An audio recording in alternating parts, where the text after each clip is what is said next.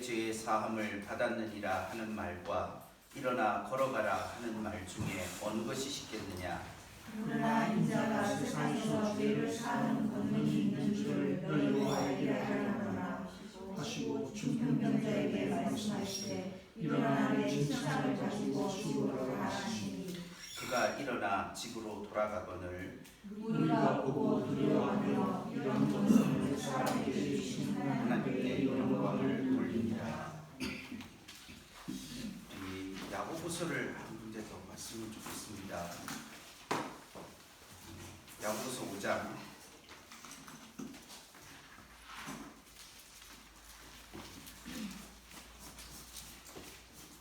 13절부터 우리 20절 마지막까지 같이 한번 교도하겠습니다.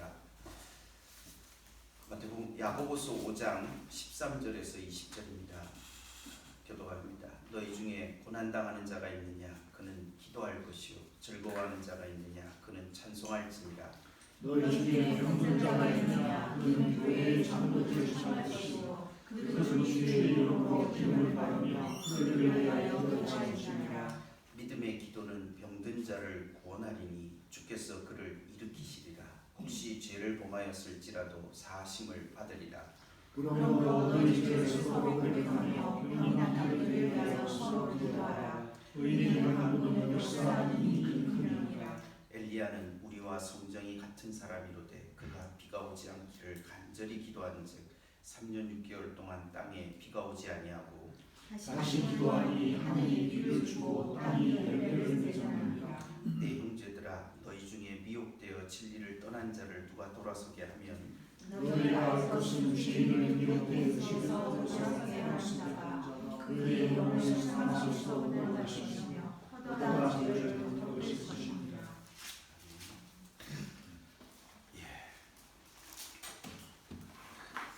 마태복음 9장의 말씀을 중심으로 해서 같이 말씀을 나누도록 하겠습니다. 그리스도 안에 사랑하는 성도 여러분, 오늘 우리가 읽은 이 마태복음 9장 말씀을 중심으로 해서 병고침과 제사함의 권세라고 하는 제목으로 우리 예수님의 복음을 같이 살펴보려고 합니다. 제가 지난주에 병고침에 관한 예수님의 이 행위들이 무엇을 의미하는 것인지 같이 한번 말씀을 나누었습니다. 마침 또 전염병이 오는 가운데에서 우리가 병에 걸린다라고 하는 것이 무엇이고 또 예수님께서 병을 고치셨다라고 하는 것이 오늘날 우리의 질병을 고치는 것과 어떤 연결이 되는지 또 생각해 볼 수 있는 기회가 되어서 같이 한번 계속 생각을 해보려고 합니다. 제가 먼저 같이 말씀을 나누고 싶은 것은 그 세례 요한이 감옥에 갇혀 있지 않았습니까? 세례 요한이 감옥에 갇혀서 그 예수님이 하는 행동들을 제자들을 통해서 보고를 받았던 것 같습니다.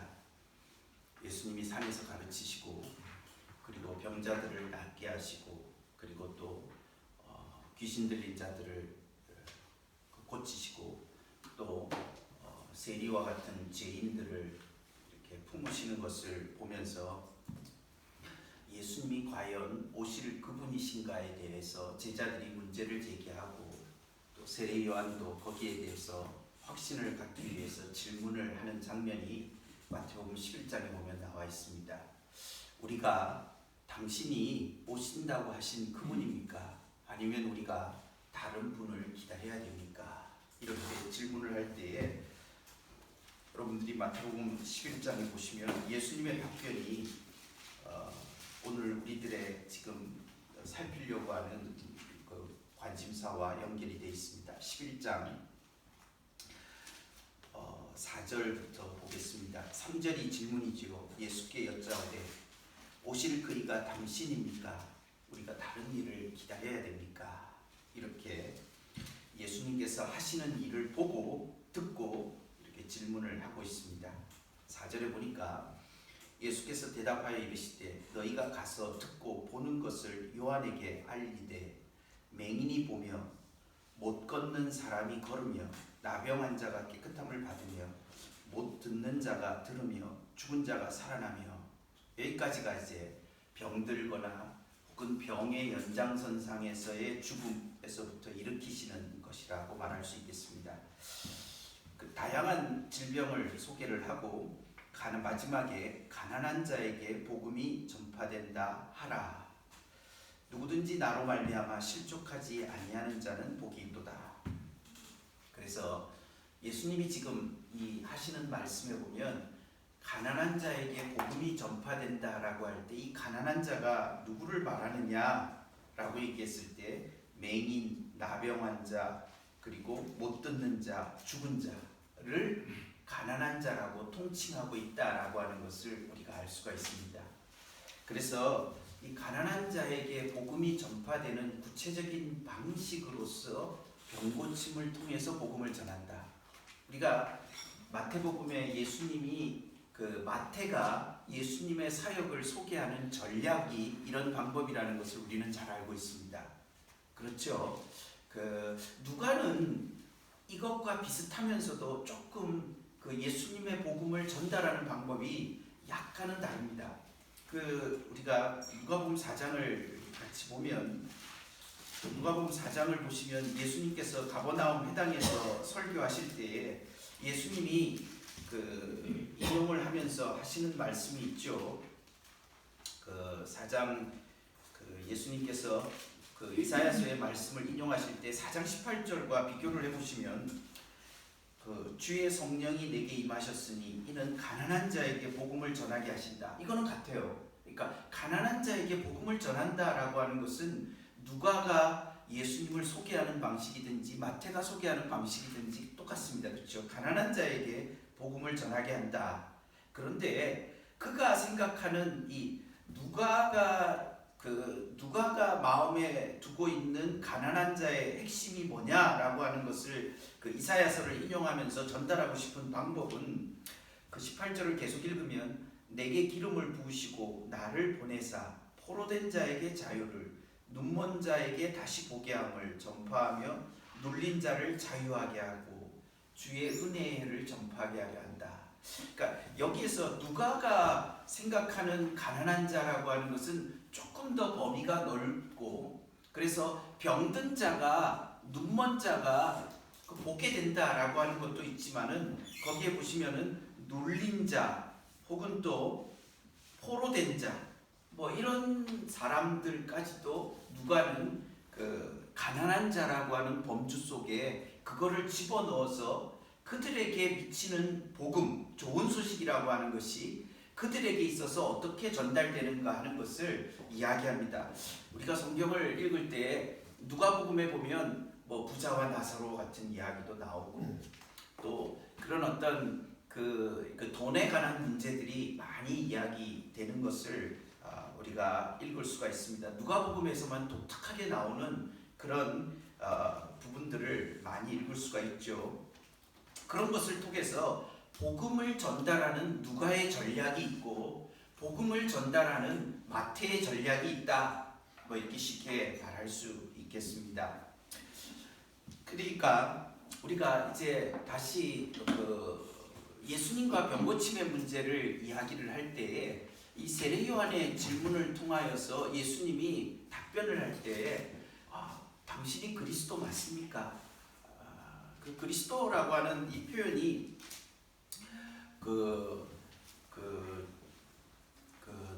누구죠? 유진 피터슨이라고 하는 유명한 사람이 있는데 이 사람이 성경을 번역할 때 그리스도를 전부 메시아라고 전부 바꾸어서 설명을 한다라고 하는 이야기가 있습니다. 그 말은 무슨 말이냐면은 그리스도라고 하는 이렇게 그리스도라고 하는 것과 이게 히브리어를 헬라어로 번역을 하는 언어지만은 같은 말인데도 그리스도를 받아들일 때는 예수 그리스도하고 같이 붙어 있으니까 예수님 메시아라고 이렇게 번역을 했을 때에 구약이 주는 그런 어떤 무게감이 전달이 안 된다라고 그렇게 그 사람은 보는 것 같아요. 그래서 그리스도를 전부 메시아라고 하는 걸로 바꾸어서 그렇게 번역을 했다 이렇게 이야기를 하고 있습니다. 그 말하려고 하는 것은 제가 전달하고 싶은 것은 메시아라고 하는 것에 대해서 요한에게 예수님께서 지금 답변을 하는 굉장히 자기 정체성에 관한 문제가 아닙니까? 도대체 예수님 당신의 정체성이 그 메시아 맞습니까? 라고 얘기를 할 때에 예수님께서 당당하게 말씀하셨던 것은 뭐냐 하면은 이런 여러 종류의 병든 자들, 귀신 들린 자들을 낫게 하는 것, 그것이 바로 나의 메시아됨의 실체다 라고 이렇게 이야기를 하고, 그 얘기를 들었을 때에 그리고 예수님이 전달하는 것이 나로 말미암아서 실족하면 넘어지지 않았으면 좋겠다 이렇게 표현하는 것이기 때문에 이 예수님의 이 행동이 바로 예수님의 메시아 되신, 즉 예수님의 그런 구원자 되시는 것에 중요한 본질이다 이렇게 이야기를 예수님이 선언을 하고 계신 거죠. 그렇게 중요하게 선언을, 예수님의 정체성과 예수님의 병을 고치는 이 일은 연결되어져 있다 이렇게 이야기하는 것이죠. 그래서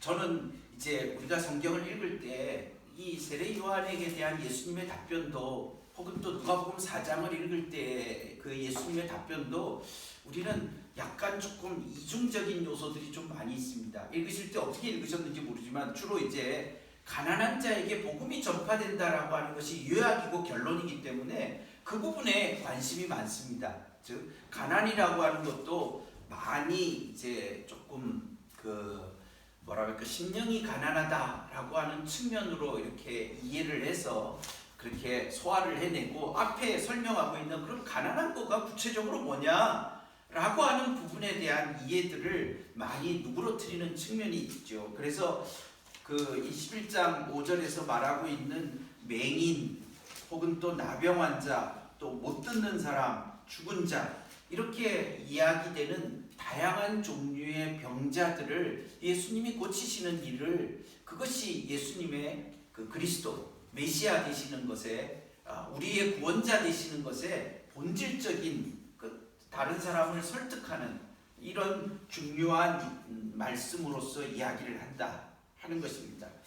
그래서 우리가 세례 요한의 질문에 대한 예수님의 답변을 통하여서 가지는 것은, 이게 병 고친다, 예수님이 병을 고친다라고 하는 것이 예수님에게 있어서는 굉장히 중요한 사명의식을 가진 것이 아닌가, 그런 생각을 다시 한번 조금 가지게 됩니다. 그러니까 이게 예수님이 병을 고쳤다라고 하는 것에 대해서 예수님은 뭐 하나님의 아들이니까 당연히 그런 병을 고치실 수 있는 능력이 있는 거 아니었겠는가, 이렇게 조금 편안한 생각을 가지고서 보던 것에서부터 조금은 더 이것을 예수님이 하시는 것을 통해서 자신이 이 땅에 오신 본연의 모습을 이루려고 하시는 것이다, 이런 생각들에 조금 더 관심 있게 병고침에 관한 예수님의 행위들을 관심 있게 보게 되는 계기다, 이렇게 생각을 하게 됩니다. 그래서 우리가 예수님께서 당신의 정체성이 뭡니까? 당신이 정말 하나님으로부터 온 자로서의 일을 제대로 하고 있습니까? 라고 했을 때 나는 내 본연의 위치에서 잘하고 있다. 쉽게 말하면 예수님이 그렇게 답변을 하신 것이다, 이렇게 얘기할 수 있겠죠. 그래서 다시 한번 예수님이 병을 고친다라고 하는 것이 굉장히 중요한 어떤 사명의식이라고 하는, 그러니까 예수님이 와보니까 이 병든 사람이 많아서 뭐 이렇게 일단 우선 수습 좀 하시고 이렇게 하는 게 아니고, 이 병든 사람을 고친다라고 하는 것 자체가 예수님에게 있어서 중요한 자기 이해에 속하는 것이고 마땅한 길을 가고 계신다, 이렇게 조금 정리를 조금 더 다시 한번 마음가짐을 가지면서 예수님의 병고침이라고 하는 부분들을, 그래서 예수님의 사역을 마태가 정리할 때에 고치시면서 복음을 전했다, 천국 복음을 전했다라고 그렇게 마태가 정리를 해가는 그 마태의 태도, 마태가 복음을 우리에게 전달해주는 방식에 대해서 조금 더 우리가 이해를 많이 해야 되지 않겠는가, 그런 생각을 가지게 됩니다. 지난주에 제가 여러분들과 같이 말씀을 나누면서 같이 했던 기억들이 길게 했다 이 생각밖에 없으시겠지만은 그 길게 하면서 그 말씀을 나누고 싶었던 중요한 것은 예수님의 그 선지자로서의 사역에 대해서 우리가 다시 한번 생각해보자 이런 이야기들을 많이 나눴던 것 같습니다. 그 예수님께서 예수님이 이 땅에 오신 목적을 예수님이 설명할 때 예수님의 입에서 나오신 말씀으로 설명할 때 율법과 선지자를 완전하게 하기 위해 오셨다. 마태복음 5장 17절에서 말씀을 하셨습니다. 그럴 때에 우리가 조금 제가 노력을 많이 해서 그 증명을 하거나 혹은 또 같이 말씀을 확인해 보려고 했다는 것은 보통 우리가 율법을 완전하게 하러 오셨다는 예수님에 대해서는 잘 이해합니다. 정죄의 율법이 아니라 우리를 예수님께로 인도하고 우리를 죄에서부터 구원의 길로 회개의 길로 인도해 주시는 그런 율법의 완성자라고 하는 것에 대해서 그것은 바울도 나중에 치열하게 다투었던 부분이기 때문에 우리가 율법을 완전케 하셨다. 율법의 목적은 예수 그리스도다.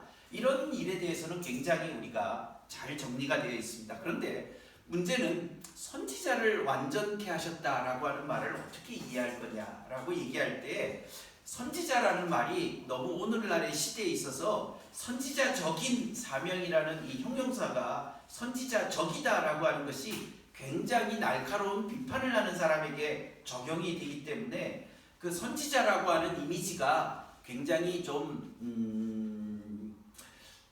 왜곡이라고 이렇게 요즘에 갈수록 이제 단어를 좀 잘 써야 되겠다는 생각이 들어서 왜곡까지는 아니고 왜냐하면 잘못을 지적하는 거는 해야 될 일이니까 그런데 왜곡까지는 아니고 너무 조금 이렇게 일부분만을 가지고서 선지자의 모습을 그렸던 것이 아닌가 우리 사회에서 한국 교회에서 그러니까 선지자적인 모습을 가졌다 그러면은 굉장히 날카롭고 불의에 대해서 도무지 용납하지 않고 이런 어떤 굉장히 강직한 모습으로만 이야기를 하고 있는데 그러나 실제적으로 선지자가 하는 역할이 무엇이냐 할 때 그런 잘못을 정확하게 보게 하고 그리고 나서 그것을 해결할 수 있는 길을 보여주었던 것이 선지자가 아니었는가.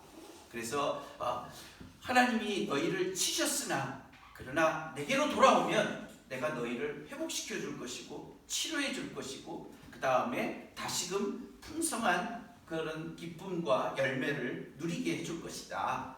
이런 것이 선지자의 역할이었다 하는 것을 보게 되는 것이죠. 그래서 예수님께서 왜 병든 자를 고치셨나라고 얘기했을 때 병이라고 하는 것이 구약시대 때 언약적 저주에서 나오는 것이죠. 그건 뭐 분명합니다. 왜냐하면 우리가 구약의 전체적인 생각을 이야기할 때 구약적인 사고라고 하는 것이 언약적 사고인데 언약적 사고라고 하는 것은 뭐냐 하면은 그것은 복과 저주잖아요. 그러니까 이렇게 복과 저주로서 문제를 보는 거예요. 굉장히 단순한 거죠.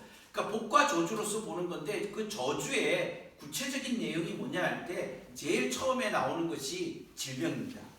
그리고 두 번째가 기근이고 그 다음에 세 번째가 전쟁이고 네 번째가 포로입니다. 그러니까 가장 첫 출발이 뭐냐면 질병으로부터 출발을 하는 것이거든요. 그래서 병이 걸린다라고 하는 것은 하나님과의 관계가 틀어진 것의 첫 출발점으로서 제시가 되는 것이기 때문에 다시 그래서 너희들이 잘못했기 때문에 병들었다.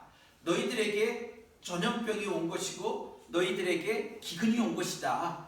이렇게 말하는 것은 선지자가 해야 될 당연한 이야기라고 할 수 있겠습니다.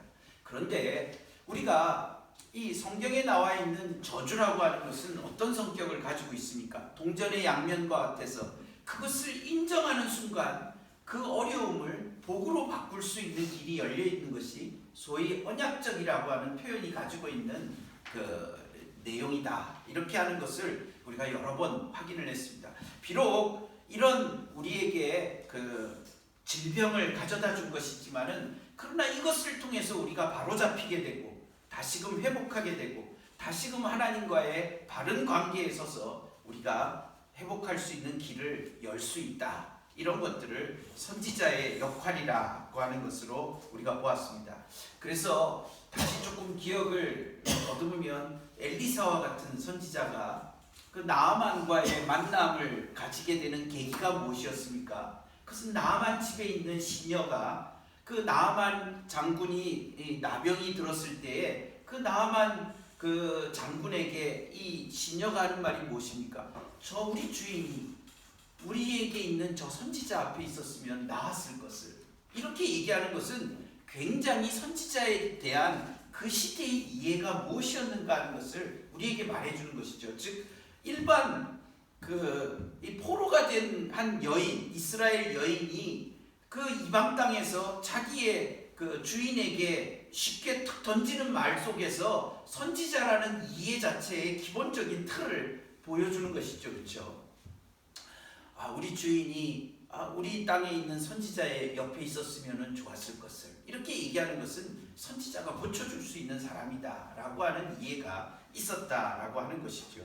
그래서 예수님께서 율법과 선지자의 선지자를 완전케 하러 오셨다라고 얘기를 하셨을 때, 예수님께서 그러면은 율법을 완전케 하기 위해서 예수님은 옛사람이 말하지 않은, 옛사람이 알 수 없는 아버지의 뜻을 밝혀주는, 서기관과 바리새인들의 의가 따라올 수 없는 하나님의 의를 우리에게 보여주셨습니다. 그렇지 않습니까? 우리가 어떻게 의롭게 되는가 하는 길을 우리가 회개를 통하여서, 그리고 죄의 용서를 통하여서 의롭게 되는 길을 우리에게 보여주심으로써 율법을 완전케 하셨다, 이렇게 말할 수 있겠습니다.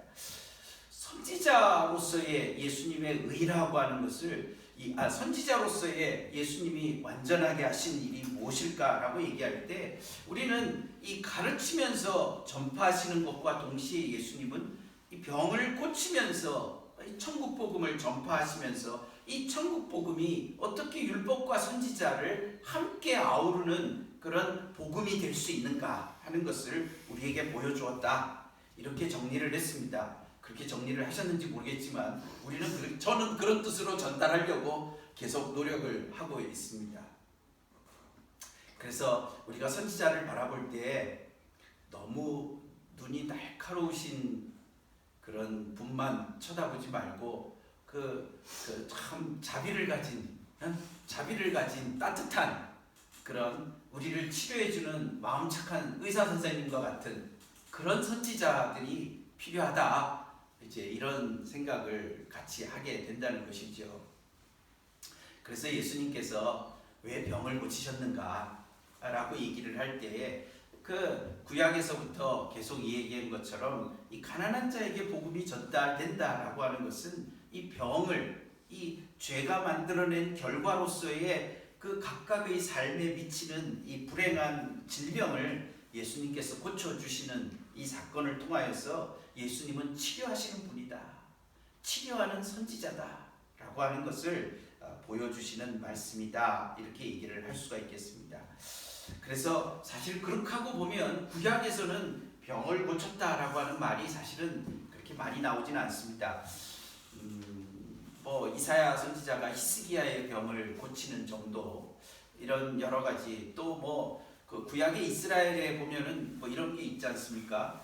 어떤 왕이 자기 부인인가 누가 이렇게 병이 드니까는 저쪽에 이방에 있는 신에게 물으러 가니까 이스라엘에 사람이 없어서, 하나님의 선지자가 없어서 거기 가서 묻냐, 이렇게 얘기하는 걸 보면 이 질병을 고치는 것이 선지자의 역할이다라고 하는 것에 대하여서 우리가 충분히 이해할 수 있는 구약의 본문들이 꽤 많이 있다는 것을 알 수 있습니다. 그리고 또 하나는 우리가 시편에 대해서 잘 모릅니다. 시편에 대해서 이게 조금 결정적인 문제인데, 시편에 보면 시편이 가지고 있는 속성, 시편에 가지고 있는 많은 시인의 괴로움 속에는 질병과 죽음을 앞둔 두려움에 대한 문제가 엄청나게 많이 다뤄지고 있는데, 우리가 시편을 그렇게 조금 가까이 할 줄을 모른다라고 하는 것이 조금 문제긴 합니다. 그래서 시편을 통하여서 구약의 성도들이 질병 앞에서 어떻게 자기의 죄의 문제를 깊이 고민했는가, 이런 것들을 우리가 시편을 보면 많이 알 수 있습니다. 많이 알 수 있는데, 그런 것들이 조금 익숙하지가 않죠. 그래서 시편을 우리가 조금 잘 읽어갈 필요가 있겠다는 그런 생각이 듭니다. 자, 어쨌든 이런저런 그 많은 성경을 통하여서 우리가 예수님께서 선지자로서의 역할, 그것은 그 죄를 지적하는 것과 더불어서 사람들의 그 약함을 고쳐주시는 것을 통하여서 예수님은 선지자로서의 자기의 역할, 오실 메시아로서 선지자들이 예언했던 오실 메시아로서의 자기의 역할에 대해서 성실하게 하시려고 하신다. 이런 것들에 대해서 조금 더 깊이 이해를 하게 됩니다. 그러면서 오늘 제가 같이 말씀을 나누면서 오늘 우리가 읽은 마태복음 9장의 본문을 조금 더 한번 생각을 조금 해보려고 합니다.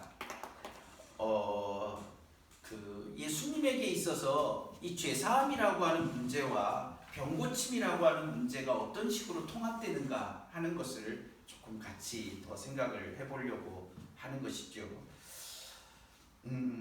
그것을 통하여서 오늘날 우리가 죄의 용서를 받은 우리가 병이 걸렸다. 어떻게 해결해야 되느냐? 어떻게 생각해야 되느냐? 이제 이것을 궁극적으로 생각하기 위해서 우리는 이 죄사함과 병을 예수님이 어떻게 자신의 인격 속에서 통합하느냐 하는 것을 통해 예수 그리스도와 우리가 믿음으로 연합했기 때문에 우리는 죄의 문제는 단호합니다.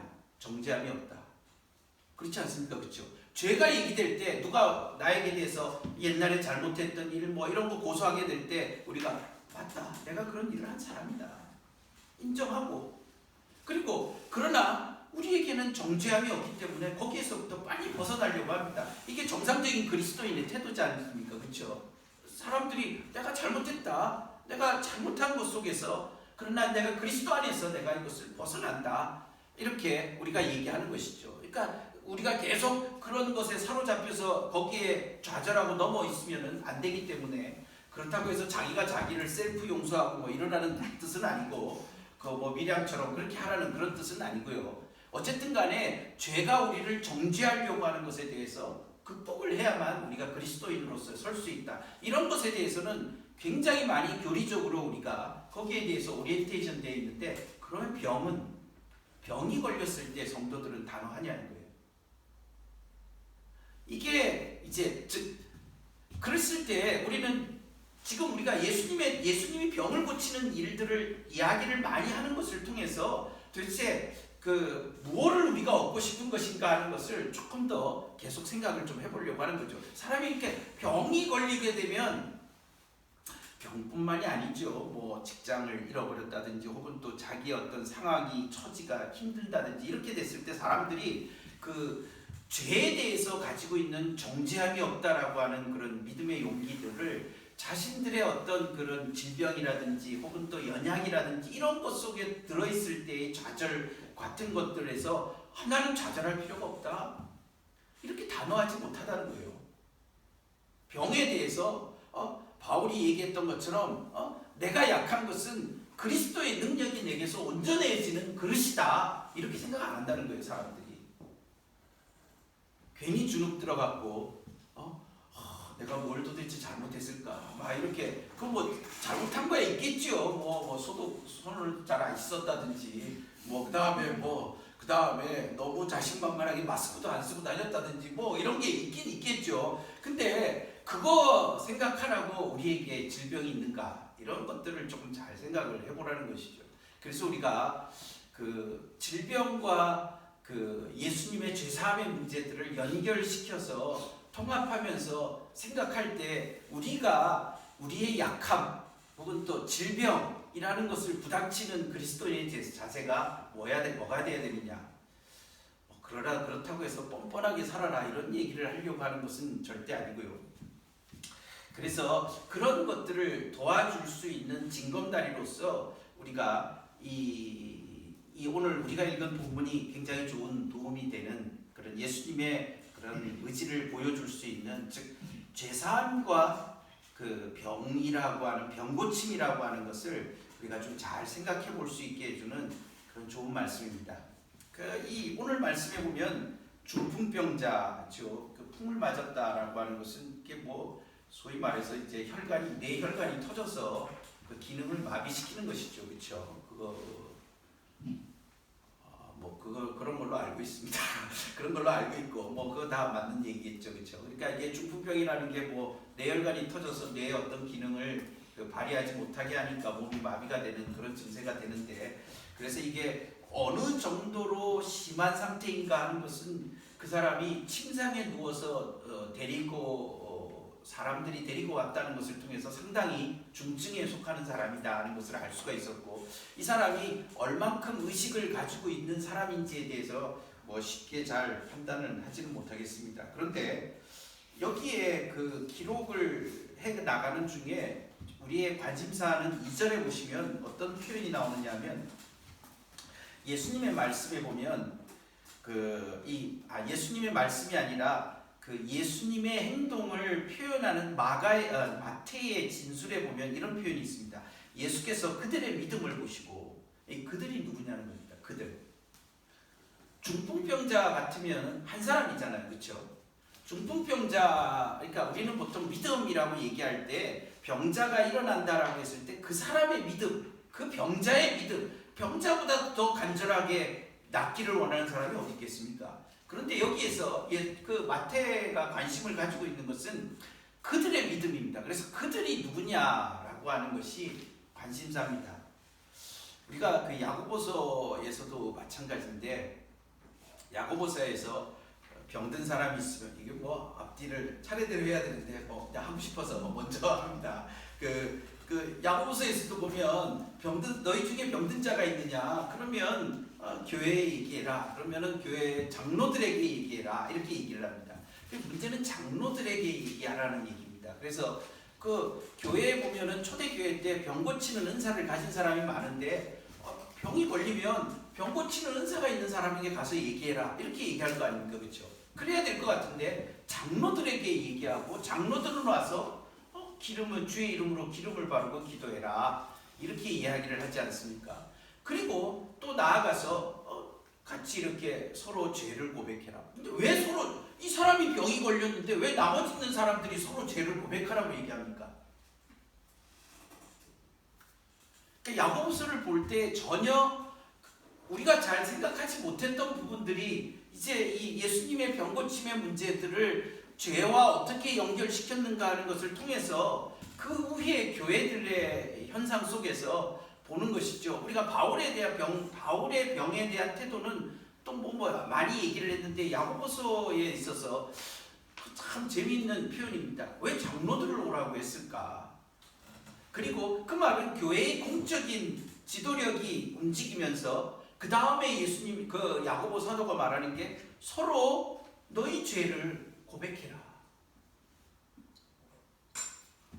이게 저는 아주 조금 병에 대해서, 오늘의 신약 시대의 병에 대해서 생각하는 태도가 굉장히 조금 공동체적으로 문제를 생각을 해보라는 것입니다. 근데 우리는 보면, 아직까지도 보면 내가 병이 걸렸다 그러면 그 사람과 그 옛날에 그 이스라엘 사람들이 생각했던 거 있어요. 그러니까 어떤 사람이 맹인이 됐어요. 날 때부터 맹인이에요. 그러면은 저 사람이 무슨 죄를 졌을까? 그리고 저 사람을 낳은 아버지는 무슨 죄를 졌을까? 늘 그런 식으로 1대1 대응하는 것에 바빠요.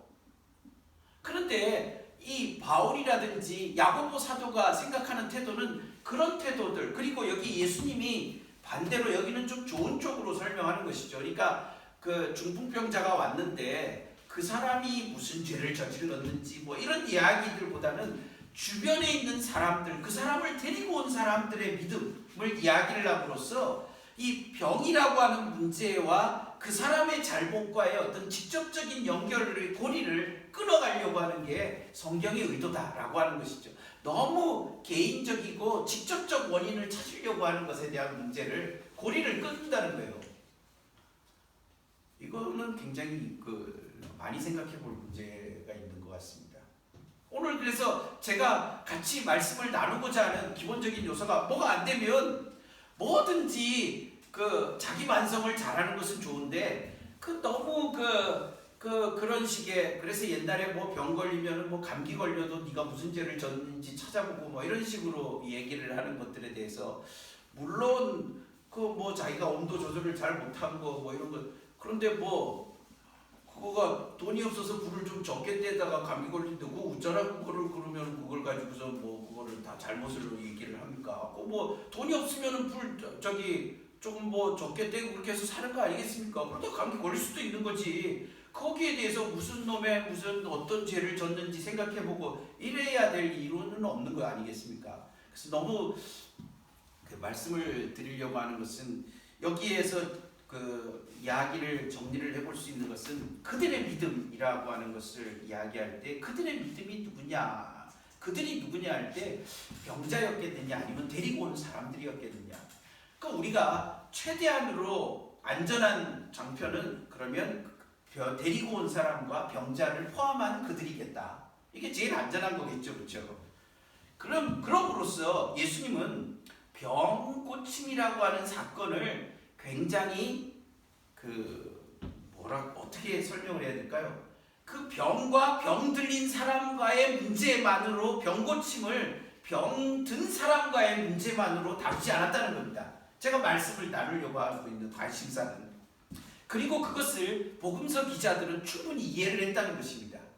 물론 이건 나중에 예수님이 죽으시고 부활하신 다음에 이것을 기록하는 입장에서 이제 그때를 해상하면서 다시 문제를 또 좀 더 정확하게 본 거라고 이렇게 말할 수 있는 것이죠.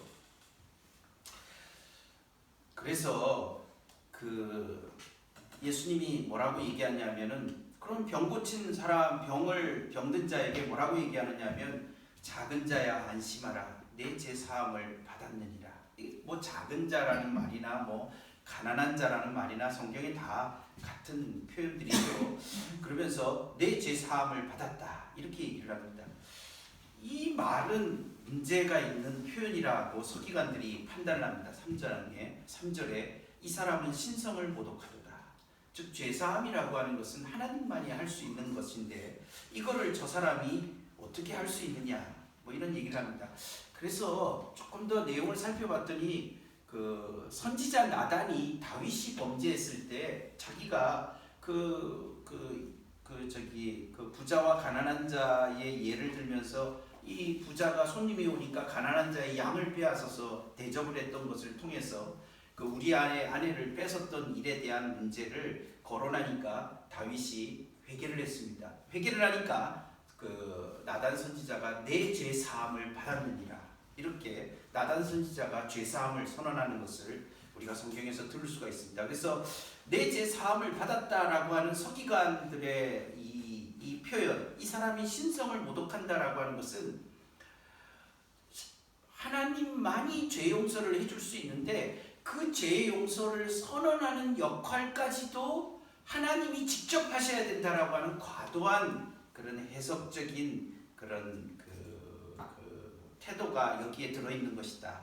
이렇게 학자들이 주장하는 것을 들을 수가 있습니다. 또 뭐 그 말이 맞는 것 같습니다. 왜냐하면 나단 선지자도 죄사함을 받았다라고 선언을 했으니까. 즉 죄사함을 선언한다고 해서 죄를 용서해주는 주체가 바뀌는 것은 아니기 때문에 그렇게 과도한 잘못이 아니라는 겁니다. 신성모독이 아니라는 것입니다. 이런 이야기를 하는 것을 보면 그런데 문제는 더 본질적인 거는 그럼 예수님은 이 사람의 죄 용서를 해준다는 것을 하나님이 용서해 준다는 것을 어떻게 알았냐 이제 이런 문제가 나오기 때문에 더 본질적인 그런 것들이 있다 이렇게 얘기를 할 수가 있겠습니다. 예수님께서 죄사함을 선언을 합니다. 그때 예수님께서는 이 서기관들의 생각을 하고 악한 생각이다 이렇게 얘기를 합니다. 이 문제는 악한 생각이라고 하는 것은 이거는 하지 않아야 될 생각을 하는 것이죠. 그래서 예수님은 5절에 이런 말씀합니다. 내 죄 사함을 받았느니라 하는 말과 일어나 걸어가라 하는 말 중에 어느 것이 쉽겠느냐. 여러분 이 서구어의 표현에 보면 어떤 것을 병렬시켜서 그것의 우위를 결정할 때에 앞에 나온 것이 더 중요합니까? 뒤에 나온 게 더 중요합니까? 뒤에 나온 게 중요합니다. 낫밭 이런 거 있지 않습니까? 낫밭에서 보면은 뒤에 있는 것을 강조하는 것이거든요. 그 말은 뭐냐면은 여기에서 뒤에 있는 게 뭡니까? 일어나 걸어가라 하는 것이 더 어렵고 힘들게 느껴지는 시대를 보는 것이죠. 그러니까 뒤에 있는 것을 강조하는 것이 뭐냐면 일어나 걸어가라는 것입니다. 그러면 일어나 걸어가라라고 얘기하는 것의 이 행위 속에는 그것보다도 더 쉬운 것은 뭐냐 하면은 그 사람들이 느끼기에 말만 하면 되니까 죄사함을 받았느니라 라고 하는 것을 포함하게 된다라고 이렇게 이야기를 할 수 있는 것입니다. 그래서 예수님의 질문 속에는 일어나 걸어가라는 말 속에는 죄사함이라는 말을 함유하고 있다라는 의지를 보여주고 있다는 것입니다. 이것은 뭐냐면 예수님께서 병자를 고치시는 것 속에는 죄사함의 문제를 담아서 예수님이 병을 고치고 있다라고 하는 것을 이야기를 한다는 것입니다. 그런데 사람들은 보이는 것만을 보고 있다는 것입니다. 즉 예수님이 병을 고치시는 분으로만 이해를 하고 있기 때문에 내가 그것을 이제는 좀 드러내서 말을 해야 되겠다라고 이야기를 합니다. 그래서 자신의 본질적인 모습을 6절에 뭐라고 얘기하느냐 하면 인자가 세상에서 죄를 사하는 권능이 있다 이렇게 말씀을 하셨습니다.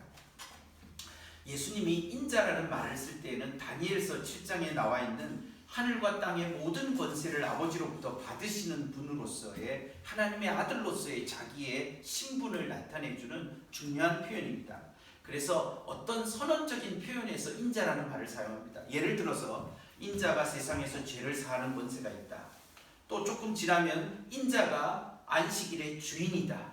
또 조금 더 지나면 인자는 의인을 부르러 온 것이 아니라 누구를 부르러 왔다고요? 죄인을 부르러 왔다. 굉장히 중요한 순간순간에 인자라고 하는 자기 선언의 표현을 합니다. 즉 하나님의 아들로서의 선언적인 권세를 가지고 있다라고 하는 것을 말씀하시는 것이 인자다 이렇게 이야기를 할 수가 있겠습니다. 그래서 예수님께서 병을 고치는 것을 하시는 이유는 뭐냐? 병을 고치면서 예수님이 말하고 싶은 진짜는 뭐냐? 그것은 죄를 사하는 권세를 표현해 주고 있는 것이다. 이렇게 예수님께서 말씀을 하고 있습니다. 그렇게 해서 예수님은 그 중풍병자에게 일어나 내 침상을 가지고 가라라고 함으로써 그 사람을 고쳐 주었습니다. 그래서 이 사람이 침상을 가지고 일어나서 가는 병이 낫는 것을 통해서 우리는 이 행동, 즉 우리가 이 사건을 쭉 보시면 중풍병자가 사람들에 의해 매여서 왔습니다. 그리고 나중에 그 사람은 일어나서 갔습니다. 그 사이에 진행됐던 이야기들은 무엇입니까? 죄사, 즉 병이라고 하는 것이 감싸고 있는 예수님의 병든 자를 보시고 그 병을 고치는 사건 가운데에 들어있는 핵심의 코어, 중심에 있는 것 뭡니까? 죄사함이라고 하는 문제가 병 고치면 들어있다는 것을 우리에게 전달해주는 그런 표현인 거죠. 글을 통해서 이게 글로밖에 의지를 전달할 수 없을 때에 병든 사람이 오고 병든 사람이 일어나서 가는 이 처음과 결과 양쪽 사이에 그 가운데에 담아있는 것이 뭐냐? 그 가운데 있는 그 찐빵 같으면 안고가 뭐냐? 그것은 죄사함의 권세다. 죄사함의 권세를 예수님이 죄사함의 문제를 병이라고 하는 껍질에다가 싸서 우리에게 선물로 주고 있는 것이다. 이렇게 우리에게 말씀을 하고 있습니다. 예수님께서 이렇게 병자를 고치시는 문제를 죄사함의 문제와 연결시켜서 우리에게 전달해 주고 있는 것은 앞에서 우리가 지난번에 8장에서 우리가 예수님께서 그 많은 병자들을 고치면서 예수님이 병을 짊어지셨다라고 얘기하는 것과 그래서 우리는 예수님이 병을 짊어지신 것이 어떻게 유효하게 되느냐라고 하는 것에서 예수님은 죄를 짊어지는 것을 통해서 병을 짊어지신 것이다. 이렇게 8장과 9장을 통해서 우리가 전체적으로 정리를 할 수가 있는 것이죠. 자, 그래서 이제 우리는 야고보서와 같은 혹은 바울과 같은 사람들이 이제 예수님의 이런 말씀들을 아는 사람들이 이제 병에 대한 문제들을 어떻게 처리를 했는지에 대해서 조금만 같이 한번 정리를 해보겠습니다. 우리가 첫 번째로 생각해 볼 수 있는 것은 바울이 병을 어떻게 다루었는가. 자기가 병에 걸렸을 때 고린도 후서 11장인가요? 12장에 보면 자기가 병이 걸렸을 때 3번이나 하나님께 낫기를 위해 기도했는데 내 은혜가 내게 부족하다. 네가 약할 그때에 강하다 이런 표현들을 쓰고 있는데 그 이유는 내 능력이 약한데 내 능력이 약한데 계속 머무는 것은 내가 그리스도의 능력이 내 가운데 계속 들어있다는 것을 깨닫게 하기 위한 것이다 라고 정리를 합니다. 성도의 질병에 대해서 생각하는 태도가 완전히 바뀐 것입니다. 성도의 구약에서의 태도는 병에 걸렸다 그러면 내가 뭘 잘못했느냐 이것만 먼저 생각을 하는데 바울 사도는 거기에 대하여서 어떤 태도를 가지고 있냐면 내가 약하고 내가 병들어 있는 상태 자체가 이 병이라고 하는 것이 기본적으로 왔던 것은 뭐냐면은 삼층천을 보는 것과 같은 놀라운 그런 어떤 그리스도를 만나는 감격이 만들어낸 약함이라고 표현하고 있습니다. 즉 뭐냐면 그 다메섹의 그 삼층천이 어딘가 하는 것에 대해서 우리는 잘 알지 못하지만은 생각해 볼 수 있는 것은 다메섹 도상에서 예수 그리스도를 만난 경험에서 그는 아마 눈에 뭔가 문제가 생겼을 것이고 그 문제를 치료하는 것을 3번이나 강구했지만 안 됐지만은 그래서 그는 글을 스스로 쓸 때에도 내가 큰 글씨로 쓴다. 내가 글씨를 못 쓰니까 다른 사람이 대필한다. 이런 얘기를 합니다. 그래서 눈에 뭔가 문제가 있다는 것은 우리가 분명하게 알 수가 있는데 그런데 이런 약함이라고 하는 것을 통해서 그가 이 약함이라고 하는 문제를 어떻게 다뤘느냐. 내가 무슨 잘못을 했기에 우리 아버지가 뭘 잘못했기에 또 내가 또 조금 더 뭐를 어떻게 했기에 이런 문제라기보다는 우리의 약함이라고 하는 것은 죄 문제와 함께 해결되었다라고 하는 것이 뭐냐? 우리의 죄가 해결되는 방법이 그리스도이듯이 나의 병의 해결도 그리스도다라고 하는 말의 의미가 뭐냐? 그것은 나의 약함이라고 하는 문제에 여기에 그리스도가 담겨있다. 그리스도의 강함이라고 하는 것이 우리 속에 들어있는 것이다. 그것을 담도록 우리의 질병과 연약이라고 하는 것이 역할을 하는 것이다. 이렇게 바울 사도가 이해를 하고 있습니다. 저는 그런 신앙 태도가 참 상당히 중요하다라고 그렇게 생각을 합니다. 우리의 약함을 통해서 그래서 약한 것을 강한 자가 비난할 수 있느냐? 그런 것은 전혀 없는 것이라고 얘기할 수 있는 것이죠.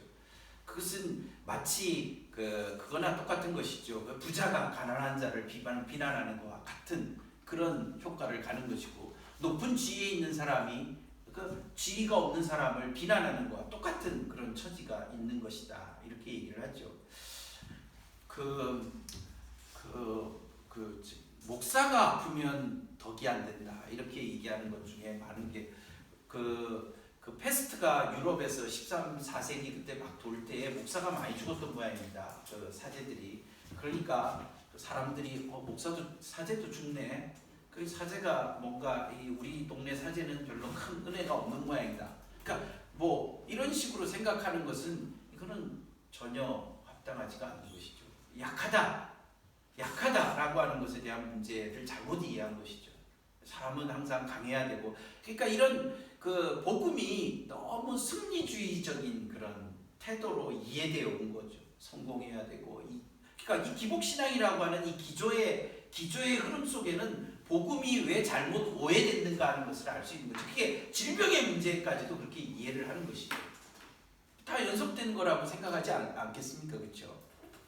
건강해야 되고 그래서 복 있는 사람은 건강해야 되고 뭐든지 뭐 해야 되고 이런 식으로 이해를 하는 것이죠. 그게 다 정말 좋은 것인지 우리는 그거는 모르는 거죠. 하나님 앞에서 어떻게 그가 태도를 취하느냐 하는 것이죠. 우리가 야고보서 말씀을 읽었는데도 아까 말씀 문제 제기를 했던 것처럼 왜 장로를 오라 그랬을까? 이런 문제. 병 고치는 은사가 그 당시에 초대교회에 얼마나 만연했는데 그런 사람들 다 놔두고 병 고치는 장로들을 청해서 기도해라. 그리고 고난의 한 종류로서의 그런 어떤 질병을 그러니까 고난당할 때 너희가 기도하고 즐거울 때 찬송하라라고 얘기하는 것처럼 마찬가지로 병이라고 하는 것에 대해서 같이 그 다음에 또 너희가 왜 죄를 서로 고백해라. 한 사람이 병이 걸렸는데 왜 죄를 서로 고백해라라고 얘기를 할까?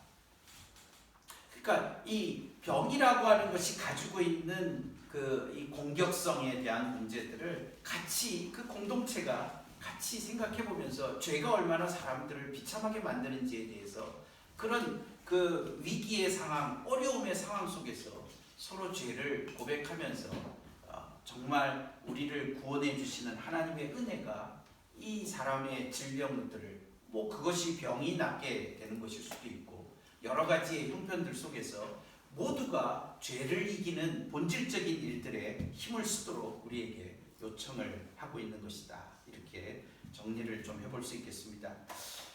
그래서 제가 오늘 같이 우리 성도들과 함께 나누면서 정리를 하고 싶은 것은 예수님이 죄와 질병의 문제들을 같이 보여주시면서 천국 복음을 전하셨기 때문에 오늘날 우리가 연약 가운데 있다. 우리가 혹시 병이 들게 된다라고 하고 또 병든 사람을 바라보는 그런 시각이라고 하는 것들에 대해서 혹은 또 그것을 좀 더 확장해서 약한 사람을 바라보는 그런 시각 같은 것들을 얘기할 때 조금 더 복음이 가지고 있는 풍성함들을 조금 더 이렇게 더 덧붙여서 실제적으로 우리가 저 사람 가운데 베푸실 하나님의 은혜가 있다. 그에게 말씀하시는 하나님의 은혜와 그리스도의 능력이 그 사람에게 어떻게 채워질 것인지를 우리가 같이 기도하면서 그렇게 바라보고 또 격려하고 세워가는 일들이 병을 대하는 그리스도인의 바른 태도가 아닌가 이렇게 정리를 해볼 수 있겠습니다. 자, 이 말씀을 기억하면서 263